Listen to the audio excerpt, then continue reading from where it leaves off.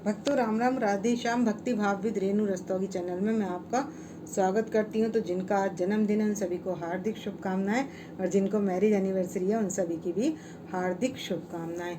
तो आशा करती हूं कि आप सब कुशल मंगल होंगे। तो आप सभी को देवशयनी एकादशी की हार्दिक हार्दिक शुभकामनाएं। तो हमारे लड्डू गोपाल जी की ओर से आप सभी को अनंत अनंत शुभकामनाएं। तो आज की वीडियो रहने वाली है कि एकादशी कब है, कौन सी देवशयनी एकादशी। तो भक्तों, एकादशी जो है वो 4-5 एकादशी बहुत बड़ी होती हैं, और वैसे तो एकादशी अपने में पूर्ण होती है, क्योंकि कोई भी कृष्ण पक्ष की एकादशी हो या शुक्ल पक्ष की एकादशी, उसमें भेद नहीं समझना चाहिए, क्योंकि ये सभी हमारे हरि विष्णु की एक उपासना की जाती है इसमें। तो ये विष्णु भगवान की ही एकादशी कहलाती है। तो भगवान विष्णु की पूजा होने के कारण ये विशेष महत्व रखती है हर एकादशी। तो भक्तों, जब भगवान देवशयनी एकादशी पर जब हम देवों को सुलाते हैं तो उनको शेष नाग पर लक्ष्मी नारायण भगवान की पूजा की जाती है।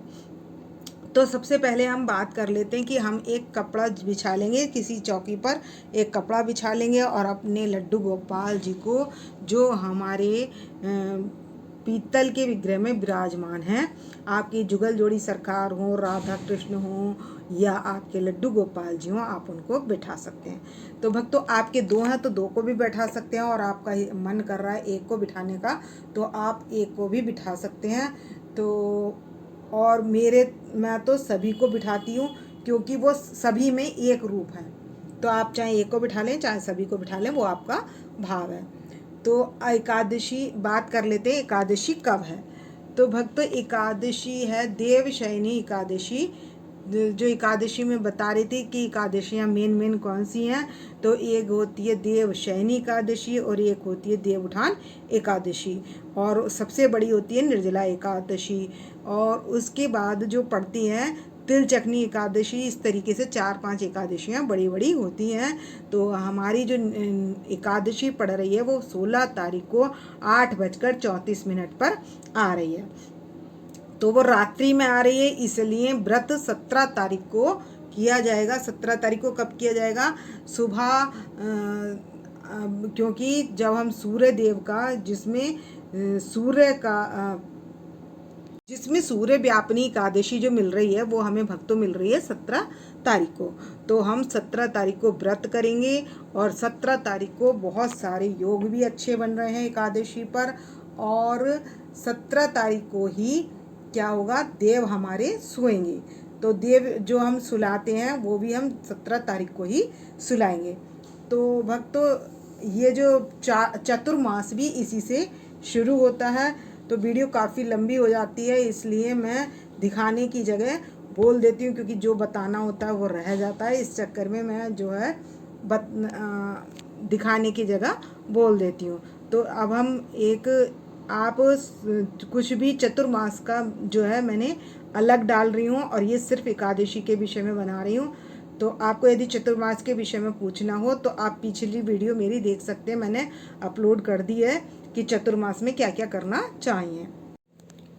अगर आपके पास शेष चैया पर सोए हुए विष्णु भगवान की मूर्ति हो तो आप उससे भी पूजा कर सकते हैं। लक्ष्मी नारायण भगवान की भी अगर आपके पास मूर्ति हो, पीतल की हो, या आपके पास अष्ट धातु की हो, किसी की भी हो, तो आप उसको रखकर भी पूजा कर सकते हैं। तो 17 तारीख को एकादशी, 16 तारीख को आ रही है रात को 8:34 पर, और 9 बजकर कुछ मिनट तक, मतलब 9:14 तक रहेगी। अगले दिन 17 तारीख को रात को 9 बजे के बाद तक रहेगी। तो 18 तारीख को हमने पारायण करना। 18 तारीख को पारायण हमने 5:15 बजे से लेकर 8:30 बजे तक करना है। तो भक्तों, सबसे पहले कर लेंगे कलश की स्थापना। तो इसमें मैंने एक सिक्का डालकर, लौंग का जोड़ा और सुपारी डालकर और डाला तिल के साथ डालकर मैंने इसमें स्थापना कर दी है। मेरे पास अशोक के पत्ते इस समय थे नहीं, तो मैंने इस पर कलावा बांध लिया है और नारियल रखकर इसकी कलश की स्थापना कर दी है तो 5 अशोक के पत्ते लेकर रोली लगाकर उन पर आप कलश में लगा लें। और एक अखंड दीप अवश्य जलाएं। कोई भी एकादशी हो, एकादशी पुण्य तिथियों की में बड़ी तिथि होती है, इसलिए एकादशी पर तुलसी का दीप, अखंड दीप जरूर जलाएं। और इस पर विशेष रूप से आज के दिन देवशयनी एकादशी के दिन भगवान शेष शैया पर सोते हैं, तो इसलिए जो है इनको, इस मूर्ति भी हो तो आप उसकी भी पूजा कर सकते हैं। तो भक्तों श्री कृष्ण जी से पूछते हैं अर्जुन कि ये कब होती है, तो ये आषाढ़ मास की शुक्ल पक्ष की एकादशी क्या होती है, देवशयनी एकादशी होती है, तो इसको देवशयनी एकादशी कहते हैं। तो अब मैं अपने लड्डू गोपाल जी को भी और कान्हा जी को भी और इनको पहना लेती हूँ तुलसी की माला, और गणेश जी को विराजमान कर लेंगे तिल रखकर। तो भगवान को जो हमें अपने लड्डू गोपाल जी को भी जो स्नान कराना है वो खाली जल से स्नान नहीं कराना है, हमने तिल डालकर ही स्नान कराना है और खुद भी तिल डालना है। तो इसका दशमी के दिन से नियम लिया जाता है। तो दशमी के दिन एक टाइम भोजन करने के बाद, या जो जिनसे नहीं रहा जाता तो वो शाम तक दिन छिपने से पहले पहले वो भोजन कर लें। और भोजन करने के बाद दशमी से 11 का नियम ले लें। और एकादशी का नियम में जो है सुबह उठकर, जल्दी उठकर, ब्रह्म मुहूर्त में उठकर पूजा की जाती है। तो ब्रह्म मुहूर्त में जो पूजा की जाती है तो लड्डू गोपाल जी को भी हम जल्दी उठा लेते हैं। तो अब कर लेते हैं हम विराजमान, और इनको कलावा और जनेऊ धारण कराते हैं। तो ये जनेऊ मैं अपने विष्णु भगवान जी को धारण कराऊंगी। तो मैंने शुद्धिकरण कर लिया है और जनेऊ धारण करा दिया है, और मैं अब करा रही हूँ इसको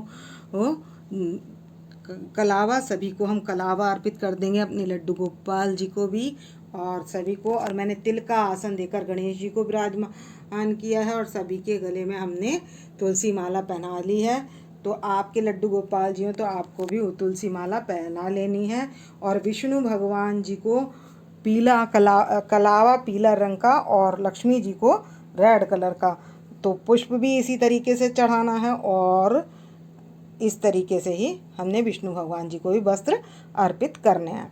तो ये मैंने पीला विष्णु भगवान जी को, तो सभी को हमने कलावा अर्पित कर दिया है। और अब लगा लेंगे हम रोली से टीका सभी के। तो मैंने विष्णु भगवान के तो चंदन का लगाया है तिलक, और यहाँ पर रोली का लगाया है मैंने गणेश जी के, राधा रानी के, और अपनी लक्ष्मी माता के। बाकी मैंने सबके, विष्णु भगवान जी के सबके लगाया है चंदन से तिलक। तो ये चंदन से तिलक लगा लिया है।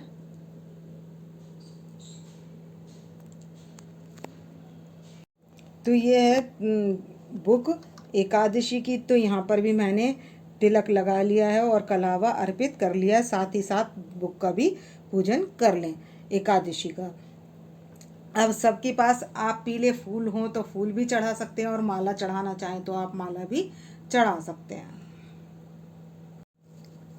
तो हम पीले पुष्प अर्पित कर देंगे। माला हो तो आप माला भी पहना सकते हैं। तो सभी को मैं पुष्प अर्पित कर दूंगी।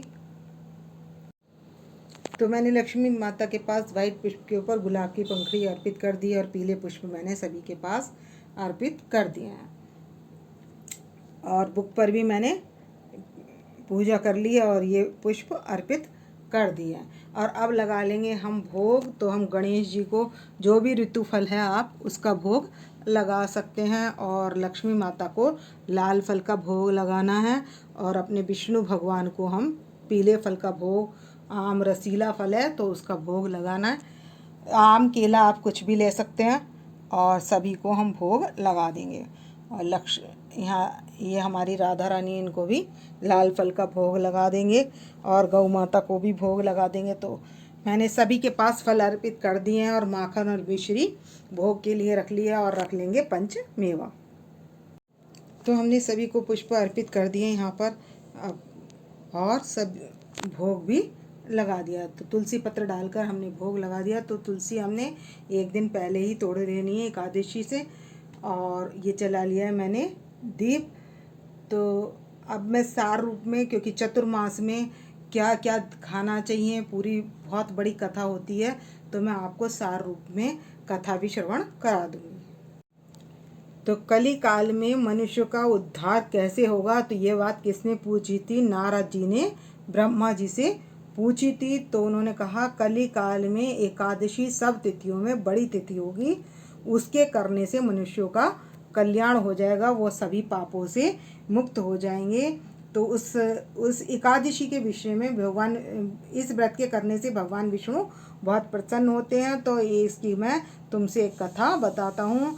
मानधाता नाम का एक सूर्यवंशी राजा था, वो अत्यंत प्रतापी था और उसकी राज्य में प्रजा बहुत सुखी थी, धन से परिपूर्ण थी और सभी प्रकार का सुख था। एक बार उसके राज्य में अकाल पड़ गया, बारिश नहीं हुई काफ़ी दिनों तक, तो प्रजा परेशान होने लगी। तो राजा ने सोचा इसको दूर करने का क्या उपाय है।